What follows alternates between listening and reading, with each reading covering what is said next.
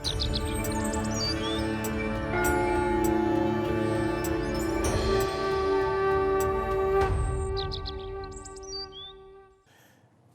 स्वागत है आप सभी का। आप देख रहे हैं पहाड़ प्रभात। आपके साथ मैं हूं राजीव ढोंडेयाल। शुरुआत करते हैं पहाड़ प्रभात की। अगले 60 घंटे उत्तराखंड की अगर हम बात करें तो बहुत भारी पड़ने वाले उत्तराखंड पर अगले 60 घंटे बहुत महत्वपूर्ण है। और महत्वपूर्ण इसलिए क्योंकि मूसलाधार बारिश का अलर्ट जारी किया है। और यह अलर्ट मौसम विभाग ने जारी किया है। पिथौरागढ़ के लुमती गाँव में आपको ये बता दें कि सेना बुलाएगा। ये स्थिति अभी है कि लुमती गांव में सेना को रेस्क्यू ऑपरेशन के लिए बुलाना पड़ा है और अब अगले 60 घंटे और मुश्किल भरे हो सकते हैं। रेस्क्यू ऑपरेशन के लिए सेना ने मोर्चा संभाला है। लुमती गांव में धारचूला से सेना को लुमती गांव बुलाया गया है। रस्सी के सहारे गांव तक पहुंचने की कोशिश सैनिकों ने की। आवाजाही में दिक्कतें हो रही। लुमती गांव में 22 परिवार रहते हैं, लेकिन वो फंसे हुए हैं क्योंकि नदी नाले छोटे छोटे गाड़ गदेरे उफान पर हैं।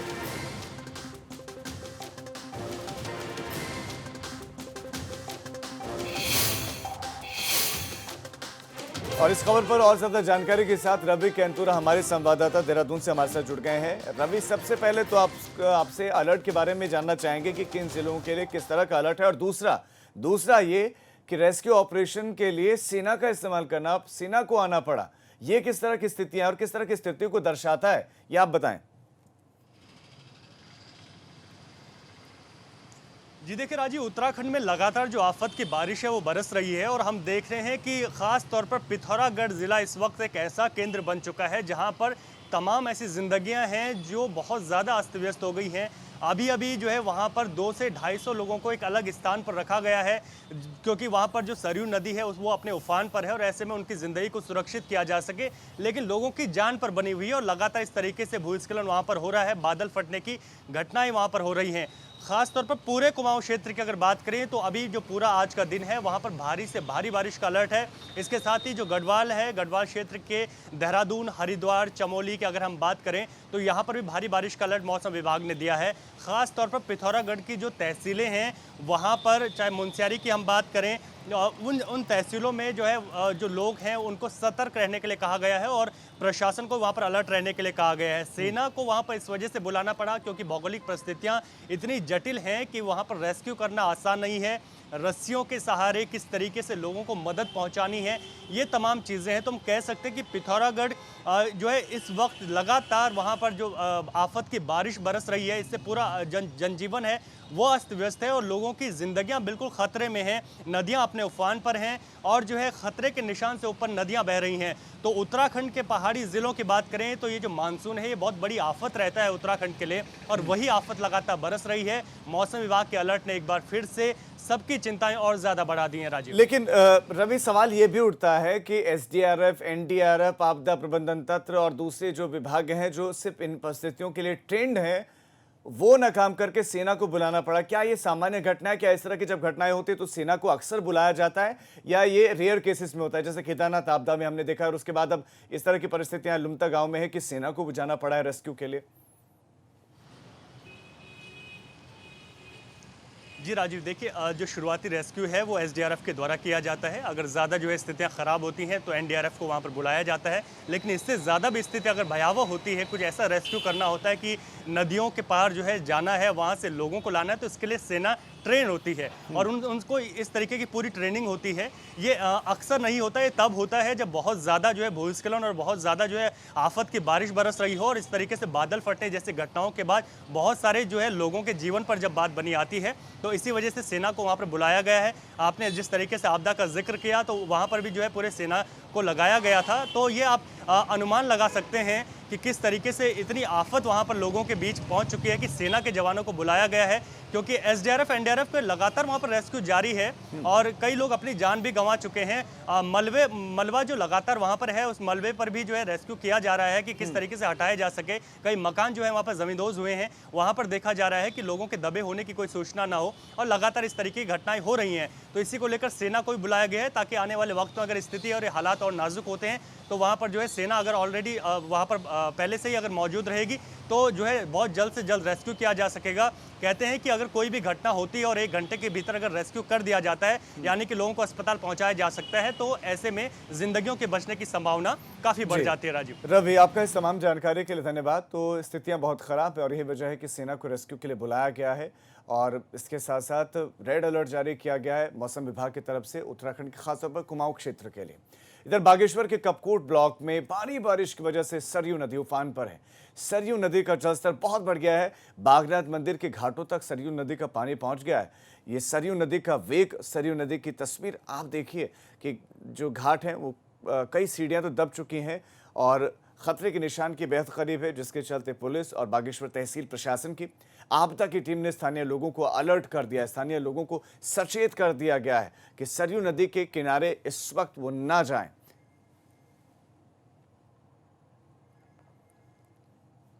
वहीं चमोली में देर रात से लगातार बारिश जारी है, जिसकी वजह से बद्रीनाथ राष्ट्रीय राजमार्ग कई जगहों पर बंद हो गया है। पीपल कोटी के भनेर पानी, लामबगड़ और पागल नाले समेत चमोली के पास में बाजपुर, कौड़िया, इन सभी जगहों पर पहाड़ी से बड़ी मात्रा में मलबा आ रहा है। हाईवे बंद है, इसकी वजह से नेशनल हाईवे विभाग रास्ता खोलने की कोशिश में जुटा हुआ है।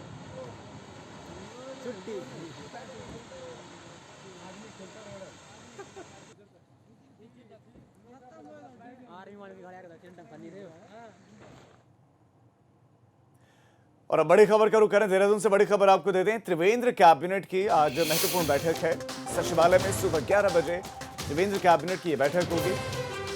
कई अहम मुद्दों पर मोहर लग सकती है, कई अहम प्रस्ताव रखे जा सकते हैं और वो प्रस्ताव पास भी हो सकते हैं। त्रिवेंद्र कैबिनेट की बहुत महत्वपूर्ण बैठक आज सचिवालय में होने वाले 11 बजे का वक्त बताया जा रहा है और हमारे उत्तराखंड ब्यूरो चीफ अजीत राठी और ज्यादा जानकारियों के साथ जुड़ गए। अजीत, 11 बजे सचिवालय में बैठक, कौन कौन से प्रस्ताव जिन पर ज्यादा नजर रहेगी और वो पास होने की उम्मीद उनकी?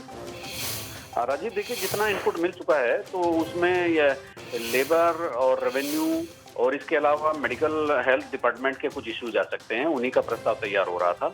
और डोईवाला जो मुख्यमंत्री का अपना विधानसभा क्षेत्र है, वहाँ एक अटल अकेडमी के लिए एक जमीन का आवंटन होना है और अटल जी के नाम से एक अकेडमी खोली जानी है, तो उसको कैबिनेट में मंजूरी मिलेगी। और दूसरी तरफ जो आयुर्वेद के जो चिकित्सक होते हैं उनको चिकित्सा चयन बोर्ड के माध्यम से उनकी भर्ती कराए जाने के प्रस्ताव को भी मंजूरी मिल सकती है।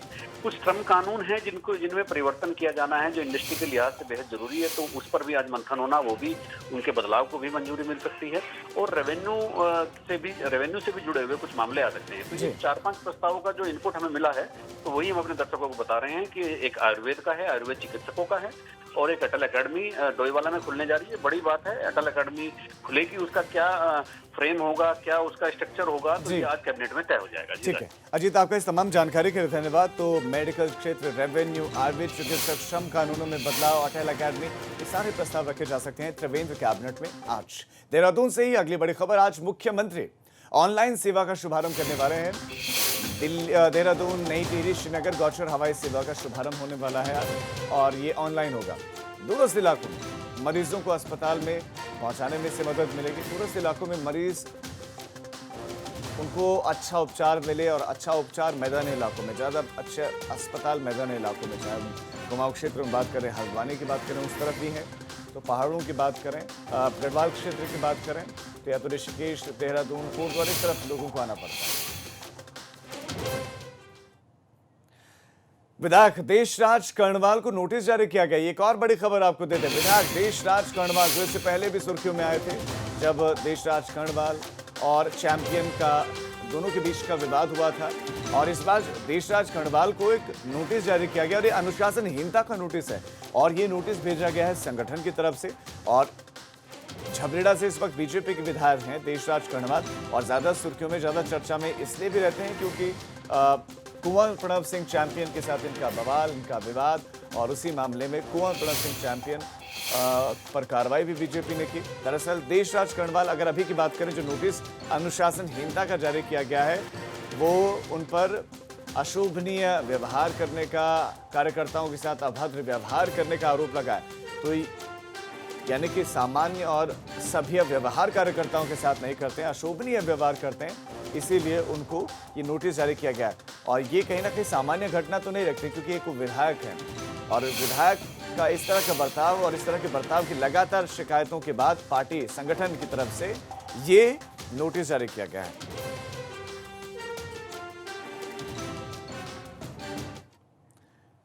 और अब छात्रों के लिए बहुत बड़ी खबर। 10वीं और 12वीं के छात्र जो इंतजार कर रहे थे, जो परीक्षाओं में बैठे थे, और आज उनके लिए बड़ा दिन है क्योंकि रिजल्ट जारी होने वाला है।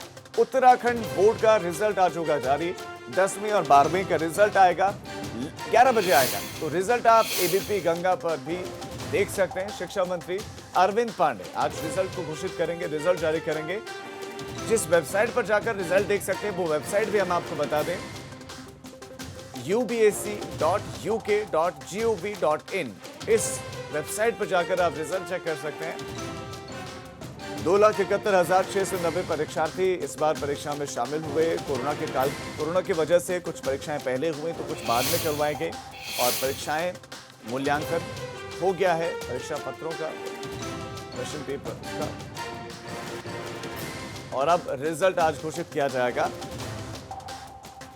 10वीं और 12वीं का रिजल्ट है आज 11 बजे रिजल्ट आएगा। और आप अच्छे जो है जल्दी नतीजों के लिए आप uk10.abplive.com पर भी नतीजों को देख सकते हैं। अब रुक करते हैं हमारे सहयोगी विनोद का, जो और ज्यादा जानकारियों के साथ जुड़ गए। विनोद, आज का दिन बहुत बड़ा दिन है 10वीं और 12वीं के स्टूडेंट्स के लिए। 11 बजे बताया जा रहा है कि रिजल्ट घोषित किया जाएगा। इसके अलावा और क्या कुछ जानकारी आपके पास है? जी देखिए, सबसे पहले मैं आपको ये बताऊं कि जहां एक तरफ सभी परीक्षाएं, सभी परिणाम पूरी तरह से कोरोना काल में प्रभावित हो गए थे, लेकिन उत्तराखंड माध्यमिक शिक्षा परिषद का आज रिजल्ट घोषित हो रहा है 10वीं और 12वीं का।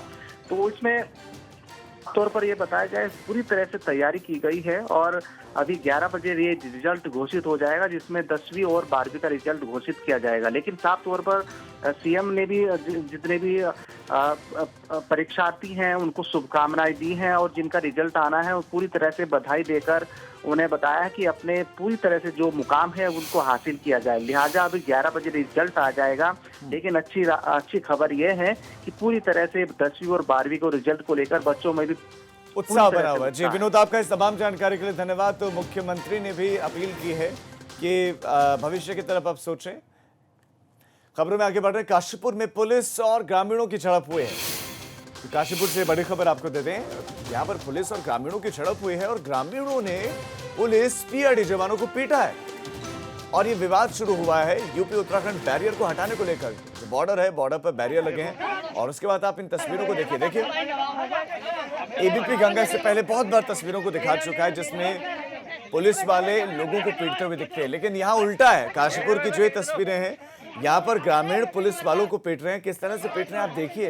ये पीआरडी जवान है जिनको पीटा जा रहा है। आईटीआई थाने का मामला है। पुलिस अब तलाश कर रही है ऐसे लोगों की, और इस तरह की घटनाओं की जितनी निंदा की जाए उतनी कम। अगर पुलिस को इस तरह के मारपीट का अधिकार नहीं है तो लोगों को भी पुलिस के साथ इस तरह का बर्ताव का बिल्कुल अधिकार नहीं है। आप इन तस्वीरों को देखिए कि कैसे जवानों को पीटा जा रहा है। ये लोग भिड़ रहे हैं।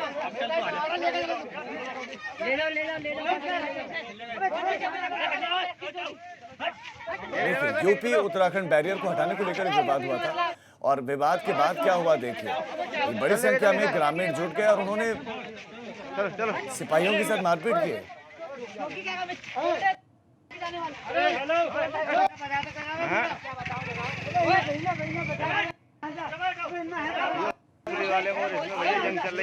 तस्वीरें आप एबीपी गंगा पर अभी देख रहे हैं।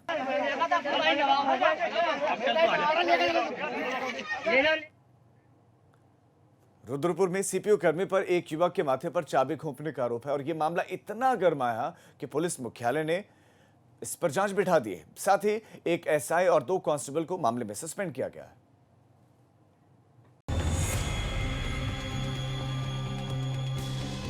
माथे में चाबी घुसे हुए युवक को जिस किसी ने भी देखा रोंगटे खड़े हो गए।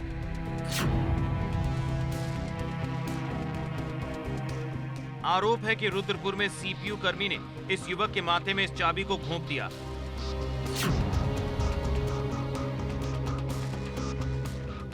मामला इतना गरमाया कि डीजी अशोक कुमार ने जांच के आदेश दिए।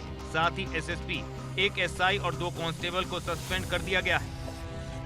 सीपीयू कर्मियों पर आरोप लगे कि उन्होंने एक युवक के साथ जो है मारपीट की है और उसको आँख के ऊपर माथे पे गहरी चोट आई है किसी मोटरसाइकिल की चाबी से।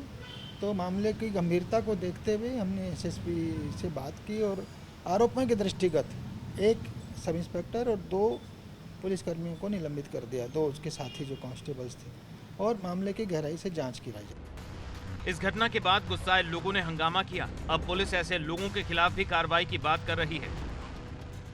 कुछ लोगों ने थाने पर आकर के प्रदर्शन किया और उनमें से कुछ ने शांति भंग की, तो उस लोगों के खिलाफ भी हमने एफआईआर दर्ज की है, उनके विरुद्ध कार्रवाई करेंगे। उधर इस मसले पर सीएम त्रिवेंद्र रावत ने ट्वीट किया है।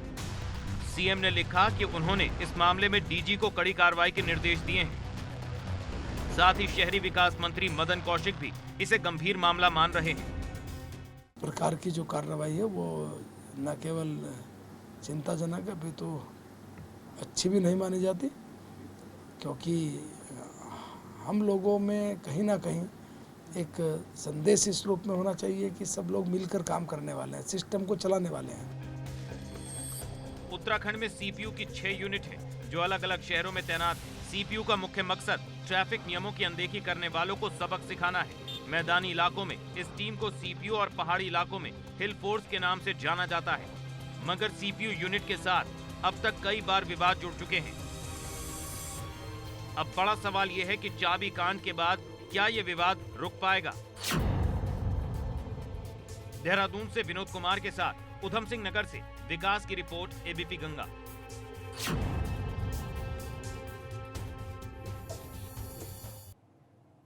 तो सीपीयू कर्मचारी पर बेहद गंभीर आरोप लगे चाबी घोंपने के। छोटे से विवाद के बाद उसके बाद आला अधिकारियों तक ये मामला पहुंचा। खुद मुख्यमंत्री त्रिवेंद्र सिंह रावत को इस पर ट्वीट करना पड़ा।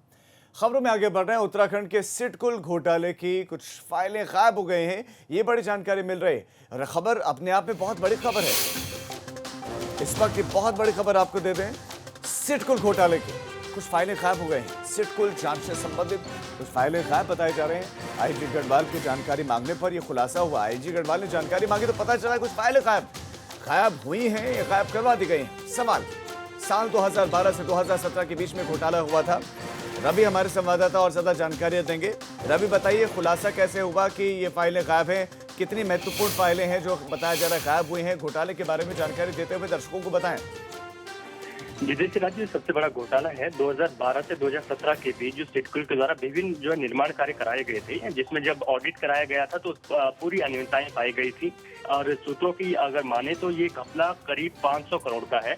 और जो ये फाइलें गायब होने का मामला है तो यहाँ पर जो है जो आईजी गढ़वाल हैं और जो इसको पूरा मॉनिटर कर रहे हैं, वो जब वीडियो कॉन्फ्रेंसिंग ले रहे थे एसआईटी के तमाम अधिकारियों के साथ, सदस्यों के साथ, तो जब उनके द्वारा इस मामले पर जो संबंधित साक्ष्य और जांच की प्रगति रिपोर्ट मांगी गई तो पता चला कि एसआईटी के सदस्य ही खुद बताते हैं कि प्रकरण से जुड़ी कुछ फाइलें और दस्तावेज गायब हैं। तो ये बहुत बड़ी बात है। ये खुलासा वीसी के दौरान हुआ है। करीब 500 करोड़ का घोटाला है। 2012 से 17 के बीच घोटाला हुआ था।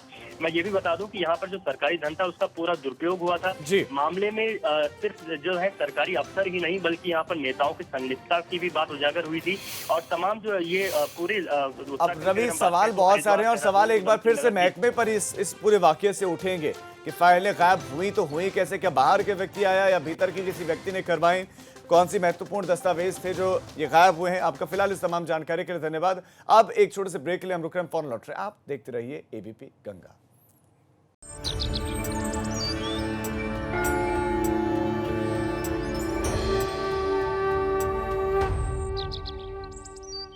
ब्रेक के बाद आप सभी का स्वागत है। हरिद्वार में 2 मंत्रियों की भक्ति ने सभी को हैरान कर दिया। यहां पर शिव का रुद्राभिषेक करने के लिए पहुंचे यूपी सरकार के 2 मंत्री भक्ति के रंग में ऐसे सराबोर हुए कि वहां पर मौजूद भजन मंडली में बैठकर गाने लगे। स्वतंत्र प्रभार शिक्षा विभाग और कौशल विकास मंत्री कपिल देव अग्रवाल और रेवेन्यू व फीड कंट्रोल मंत्रालय की जिम्मेदारी देख रहे विजय कश्यप शिव रुद्राभिषेक के लिए हरिद्वार दक्षिण काली मंदिर में पहुंचे थे, जहां पर कपिल देव अग्रवाल ने भजन मंडली में बैठकर भजन गाकर लोगों को मंत्रमुग्ध कर दिया।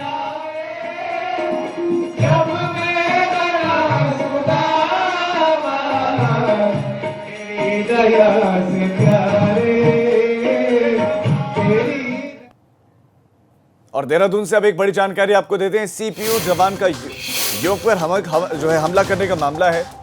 सीपीयू जवान ने युवक पर हमला किया था और चाबी उसके माथे पर घोंपते थे। 4 मैदानी जिलों में सीपीयू में अब बताया जा रहा है कि फेरबदलों का एक बड़ी खबर इस वक्त। रुद्रपुर में सीपीयू के जवान ने हमला किया था। अब 4 सालों में एक ही जगह पर तैनात पुलिसकर्मियों को ट्रांसफर किया जाएगा।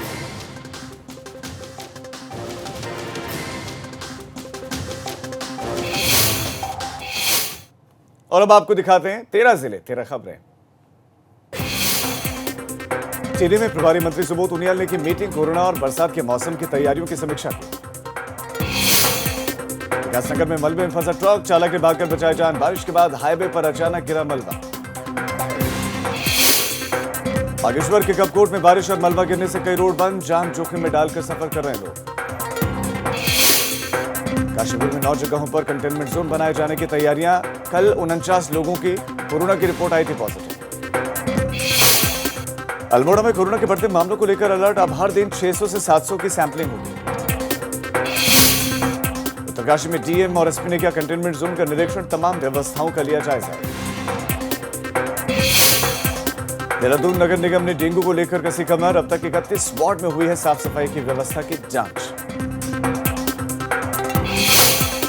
पानी की निकासी के लिए खोला गया नैनी झील का गेट, झील का जलस्तर बढ़ने के बाद लिया गया फैसला।